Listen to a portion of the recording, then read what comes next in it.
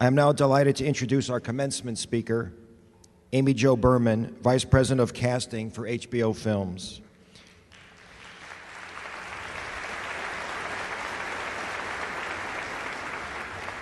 She has spent more than a decade leading and assisting with the casting of nearly 100 projects for HBO, whose films have won more than 200 Golden Globe and Emmy Awards. Some of her most notable achievements at HBO include her work on the award-winning Angels in America, Elizabeth I, and Lackawanna Blues, and the recent critically acclaimed miniseries John Adams.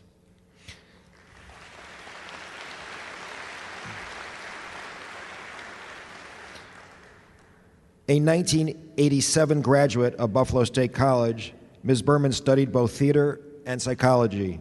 She played a significant role in the theater program and served as vice president of Casting Hall.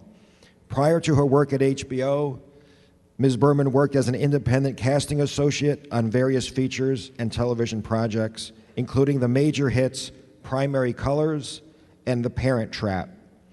We are honored that Ms. Berman is our commencement speaker today. Please join me in welcoming Amy Jo Berman.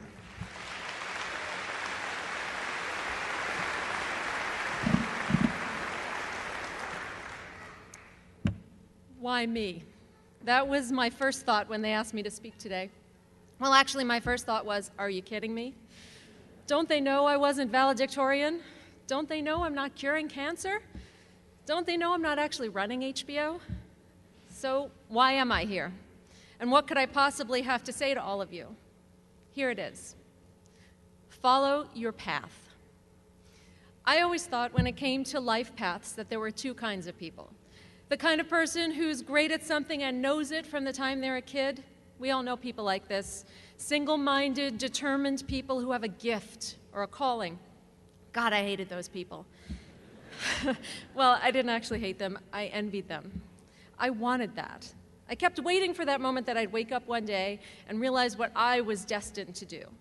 That I'd build my Barbie dream house and suddenly declare, I'm going to be an architect. That seemed so appealing. So easy. Alas, Barbie's dream house just collected dust bunnies under my bed, and I found out I was the other type. The kind of person who excels at many, many different things, but not enough to be an expert in any one of them. The kind of person who finds so many different areas of life interesting that it could make your head spin. That was me. I'm guessing it could also be many of you. Maybe you majored in business or communications and have no idea what to do with it. Or maybe someone in your family is telling you that you should go to law school, even though part of you is screaming no inside. But you're going to do it anyway because you don't know what else to do. By the way, that little word that I just glossed over, should, the most toxic word in the English language, but I'll get back to that in a minute. Remember that one. As I said, I wished I was the first kind, but over time, I've grown fond of being the second kind. Being that kind of person has allowed me to follow my path as it unfolded in front of me, instead of following some predestined path that someone else said I should follow.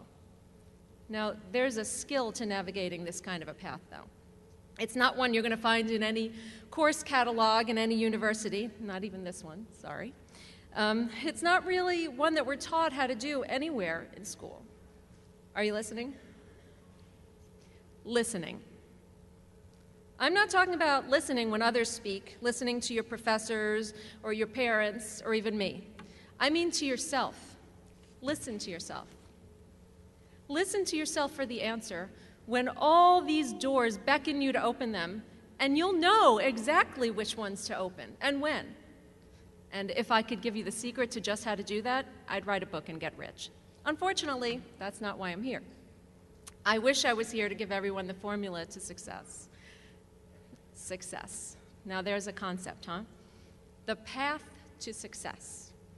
Now there are many who will tell you that they know what success is. In fact, they're sure of it. Success is making a lot of money. Success is having a great job. Success is having a lot of stuff. Success is having a lot of stuff. I don't know. Here's what I say. Success is what you decide it is. Now, many people can tell you what you should do. There's that bad word again, should. Buckle in, here comes a lot of bad words. Have you heard any of these?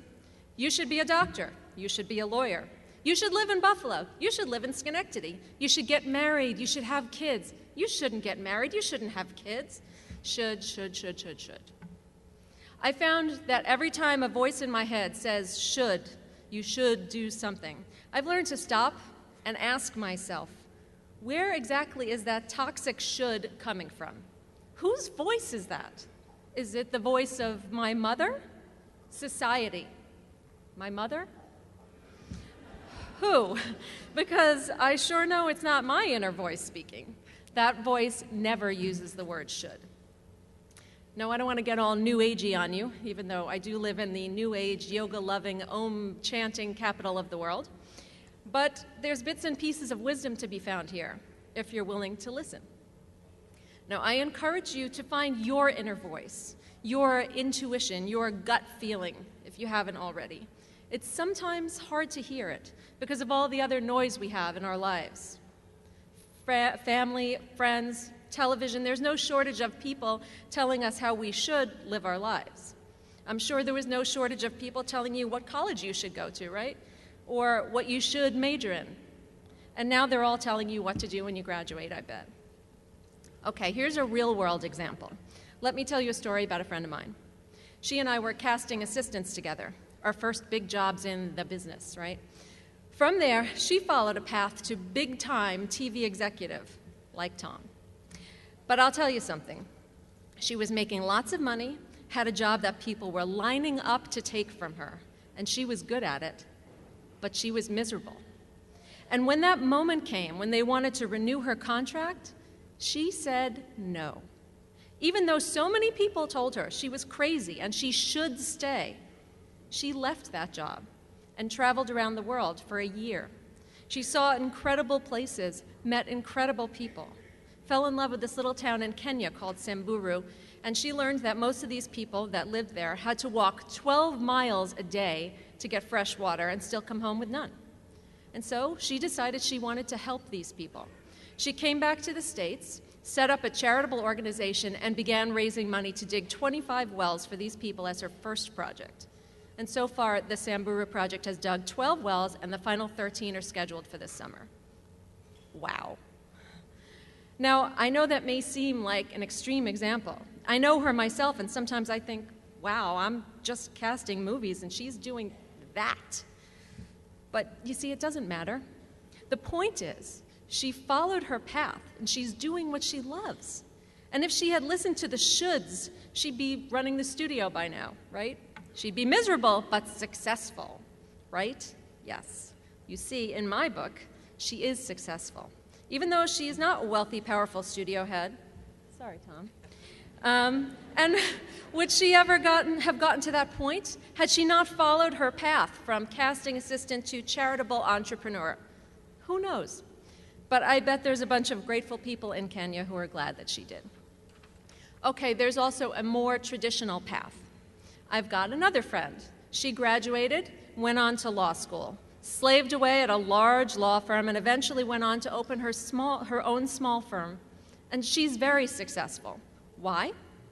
Because she can take on the workload that she likes, get well paid for it, and have plenty of time to spend with her family. Another form of success.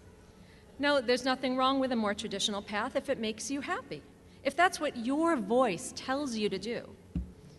So I can tell you some more about my friends, but this is all about me right now, so I think I'll tell you a little bit about my path.